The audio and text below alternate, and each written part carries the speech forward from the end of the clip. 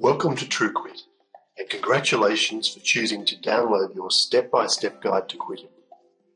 As you'll discover, you've stumbled upon a quit smoking method that can make quitting easier than you've ever thought possible, because it can show you how to eliminate your cravings.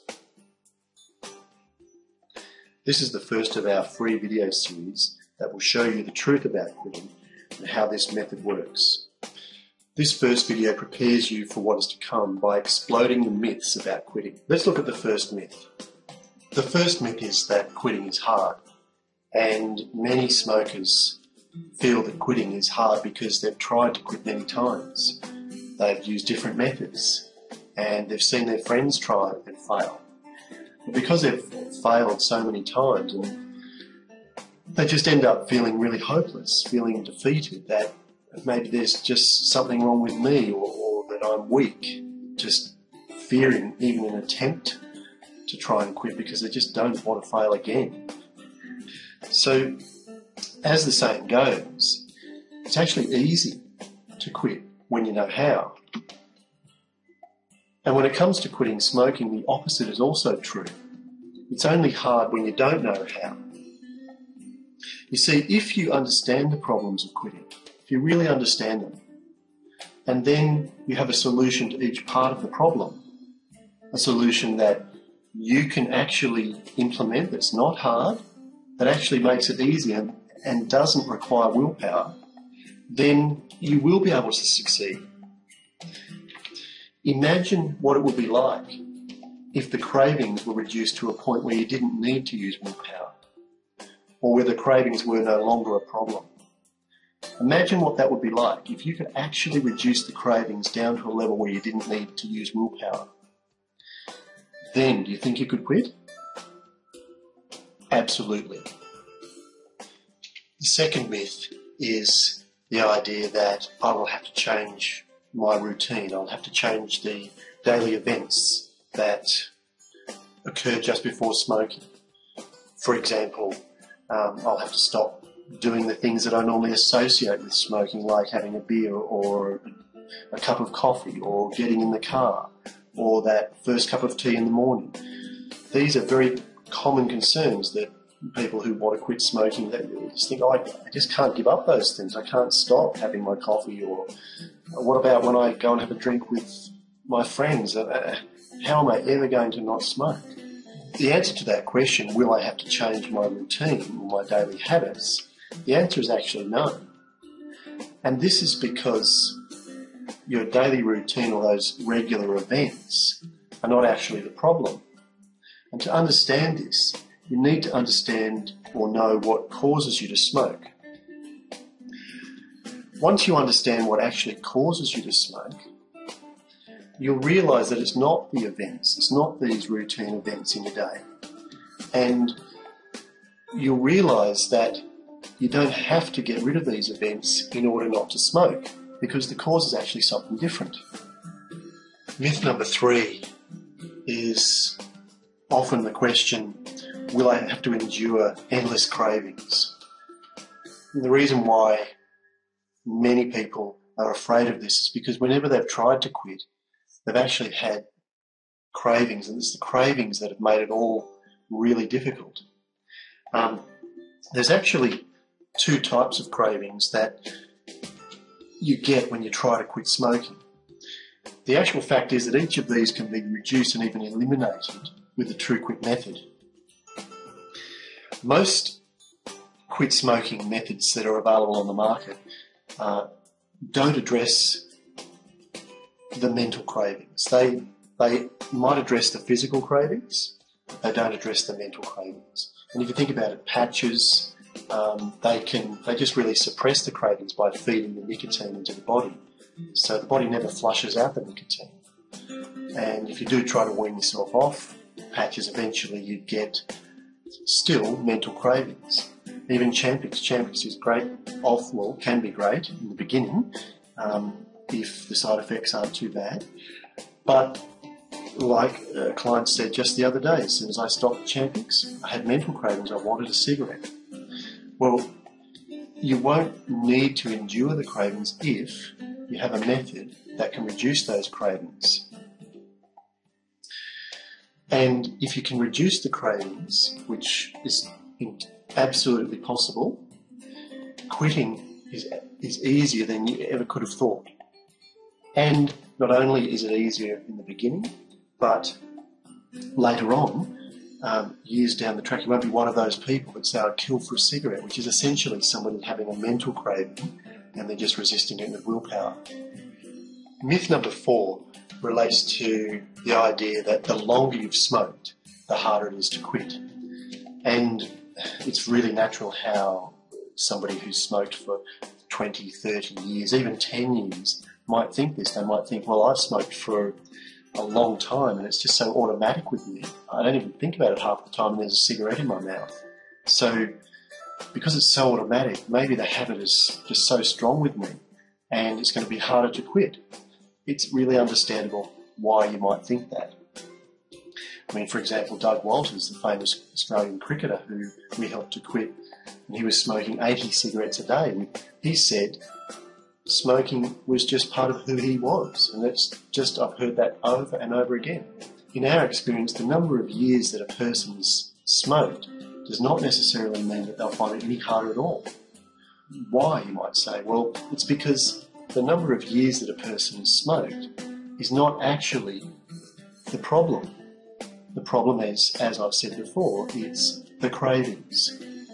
Now, to solve the cravings, you have to solve that problem regardless of whether you've smoked for 40 years or 10 years or even 6 months. There's still cravings. They're physical cravings and mental cravings, and they need to be solved. Once they're solved, once you know how to reduce those, or once they've been reduced for you, you will be able to quit easily without willpower, regardless of how many years you've actually smoked for. So it actually doesn't matter how long you smoked. You just need to know what the problems are and what the solutions to those problems are. Myth number 5 is a little bit like the previous one, where someone is concerned with the idea that perhaps the more cigarettes that you smoke each day would make it harder for you to quit. And we hear this question many times.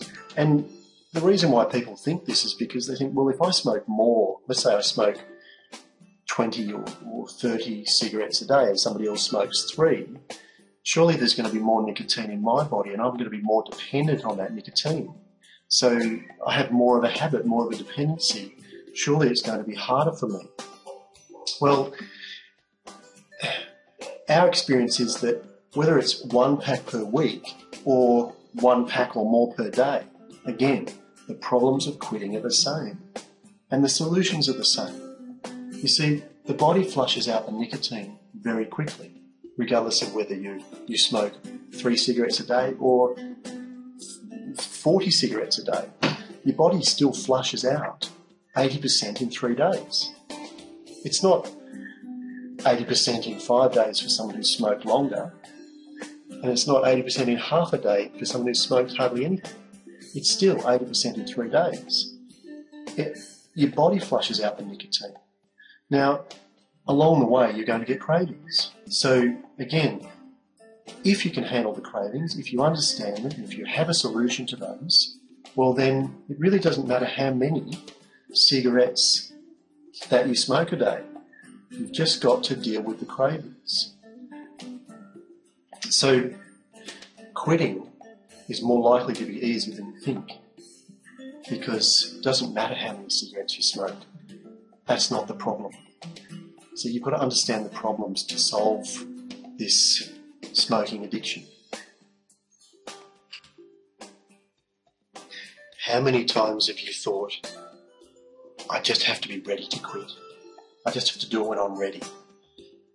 Well, this is a very common myth about quitting. The idea that there is a particularly right time or there's a wrong time. It's absolutely not true. But it's totally understandable why you might think that. You see, people think this because they think, well, I have to do it at a time when there's no stress in my life, or I have to do it at a time when I change my job because my job stresses me out, or I need to do it after the wedding or after Christmas. so I'm not tempted. Well, the fact is, no matter when you try and quit, you can't control whether you're going to be tempted. You can't control whether you walk down the street and someone's smoking in front of you. You can't eliminate these events that trigger the thought of smoking by trying to wait for a time in your life when it's perfect. It's absolutely impossible. You see, this feeling that you have to be ready is usually based on the assumption that it's going to be hard. So you believe you have to get ready for a difficult struggle. You have to psych yourself up. You have to get really determined. And you have to be in the right place to take on that challenge. Well, all of this is based on the false assumption that it's going to be hard.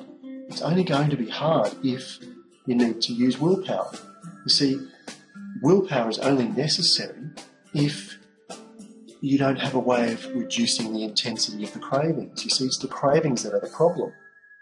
So, in our experience, you only need to be ready to spend a little time to understand the method to reduce the cravings, and then follow the instructions. And they're instructions that are not hard and they don't require willpower. It's like trying to teach somebody how to boil an egg. Well, it doesn't take willpower to boil an egg, not really, not a lot of willpower. It just takes a little bit of time to understand the method, how you do it, what equipment you need, what order you put things together. And if something goes wrong, well, there are steps that were missed. It's a recipe. And if you understand what the recipe is, and you apply it correctly, and you have a coach, it's going to be easy and you're going to succeed.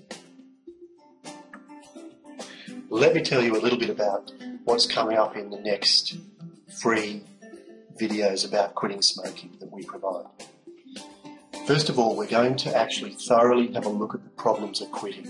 As I've said, it's really important to understand what the problems are, all of the problems of quitting, so that you can know that you've got a solution to each part. Most of the methods, I don't know really any other method out there that actually really understands properly all of the problems of quitting and has a solution to all. So that's really, really important that you understand what the problems are. So that's coming up in the next video. After that, logically, the next step is the solutions. We will explain the solutions to the problems, and you'll get a real understanding of how it might be really possible for you to actually succeed, because essentially the solutions take away the need for willpower, so it becomes easy and you've got all the support. And then we're going to give you some success stories. We're going to share with you some of the stories of people that have never thought they could quit, but they actually did. People that have smoked 3 packets a day and they quit miraculously for them, but for us it's just ordinary. It's not a mystery, it's a recipe. And if you understand how to do it and you've got someone there who's guiding you, absolutely succeed. In fact, it's only the people that don't follow the instructions that don't succeed. So we really hope that we've been able to clear up some of the common misperceptions that you might have had about quitting smoking, and really provided you with a new hope that you actually can succeed. There is a way. It's a way that you haven't heard of, but it works and it's available to you. And we really hope that you've gained some insights into some of the issues around quitting smoking. And our real hope is that you gain the understanding and the motivation and the confidence, and that you actually do quit smoking. And we look forward to helping you understand the problems of quitting in the next video.